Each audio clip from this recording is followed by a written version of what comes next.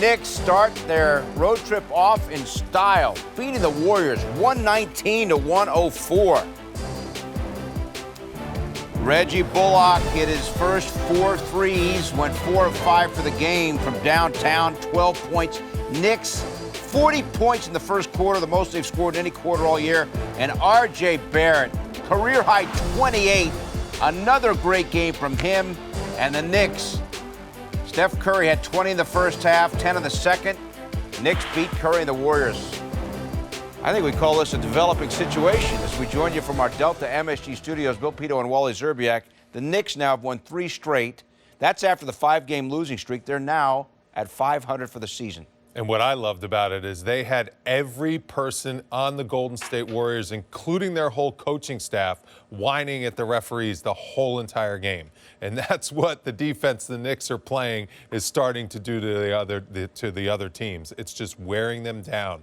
The effort that they're playing with is tremendous. The versatility that Randall's playing with, along with R.J. Barrett and Mitchell Robinson, is absolutely everywhere, all over both backboards, blocking shots, lob dunks, tip dunks, cleans up every miss that the Knicks have around the rim. And it goes to show you, when everyone kind of plays solid and plays well, the Knicks are really tough to beat because defensively it's not easy to score on them. That was a wire-to-wire just domination tonight. The Knicks made things easier for themselves in terms of pace. They're dead last, Wally, in the league in fast break points per game at 6.8. Tonight they had 19 points off the break. Clyde made the point repeatedly. They got a lot of easy baskets tonight. Yeah, and you know, honestly, coming into the game, I would be a little concerned with getting caught up in a rat race with Golden State, because that's how they want to play. They want to trade threes for twos. You know, they want a lot of possessions because they're such a great three-point shooting team. But the Knicks came out of the gate in the first quarter, and they were on fire. Reggie Bullock was on fire from the three-point line. R.J. Barrett was 2 for 2 from the three-point line in the first half. He was shooting the ball great. So the Knicks were like, all right, if you want to trade baskets, we'll trade with you, and we'll lock you down on the defensive end of the floor. And then the free throw line, we got to give Alan Hahn some credit.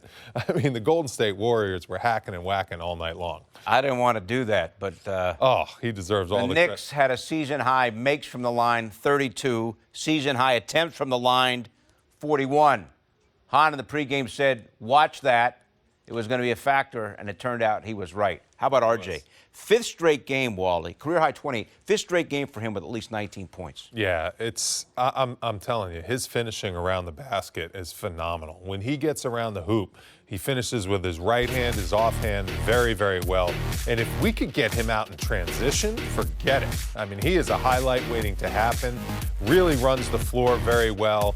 And then he really has been confident with the three-point shot. That's good to see after that dismal stretch where he just couldn't buy a three. He's figured out, you know, how to kind of sprinkle that three in with the rest of his game. I think his strength is stuff like this, attacking the hoop and finishing with both hands and finishing in transition.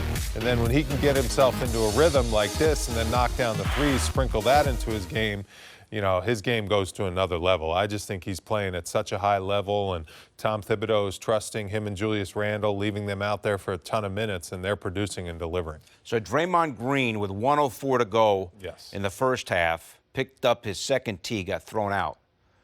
Mitchell Robinson, who didn't score at all in the first half, had all 18 of his points in the second half. Season high from 18 in a game, but they all came in the second half. How much, without Green in there, did the Warriors have a hard time stopping Robinson? Listen, Green makes a big impact. You know, some of his attitude I'm not a big fan of, and he got tossed because of it. He's a little bit of a hothead at times. He gets on the referees, and he hurts his team. We saw him cost his team a championship against the Cleveland Cavaliers because of his losing his cool. It really hurt his team in the second half because Mitchell Robinson had no resistance other than Wiseman, who was my matchup to watch. And Wiseman's a rookie that doesn't know how to handle a mature guy like Mitchell Robinson. And Mitch just dominated the second half. I mean, it seemed like it was his own little slam dunk competition because he was highlight after highlight after highlight. And this is a guy that's been banged up with a heel, with a knee, with a hip, and he's been hurt. I think those 2 days off really helped him kind of recharge because he looked like he had his spring back in his step and he had the bounce in his legs. he was all over the place. And the Knicks were looking for him, highlight finishes, Gotham lobs.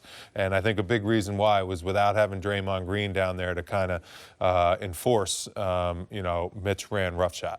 So Mitch with the 18, the Knicks with 40 points in the first quarter. I mean, the way that they started, they talked about, RJ talked to Clyde and Kenny Albert about it, the fact that they had a great practice, they had a great shoot around. It just seems that, you come out of this and start the road trip with your best quarter of the season. Yeah. 40 points at Golden State to start things off. What was the key to that great start?